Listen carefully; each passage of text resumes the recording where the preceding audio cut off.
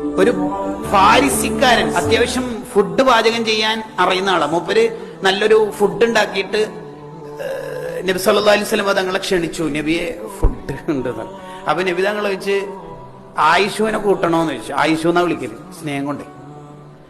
അപ്പൊ പേർഷ്യക്കാരൻ അദ്ദേഹം പറഞ്ഞു ഇല്ല വേണ്ട. ആയിഷ ബീവിനോടുള്ള ദേഷ്യം കൊണ്ടൊന്നല്ല കേട്ടോ, തങ്ങൾക്കൊന്ന് റാഹത്തിൽ ഫുഡ് കഴിച്ചോട്ടെ. കുറെ ആള് വരുമ്പോ അങ്ങനെ ചെറിയൊരു സൽക്കരേ ഉള്ളൂ എന്നുള്ള അർത്ഥത്തിൽ മൂപ്പര് അതിനെ താല്പര്യപ്പെട്ടതെന്ന് അതിന്റെ വ്യാഖ്യാനങ്ങളോടുകൂടി വായിക്കുമ്പോൾ മനസ്സിലാവുന്നുണ്ട്.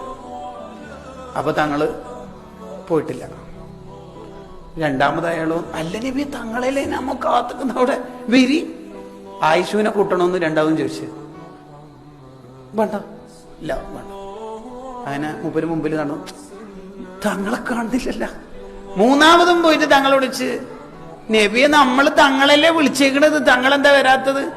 അപ്പൊ തങ്ങൾ വെച്ച് ആയിഷുവിനെ കൂട്ടണ്ട.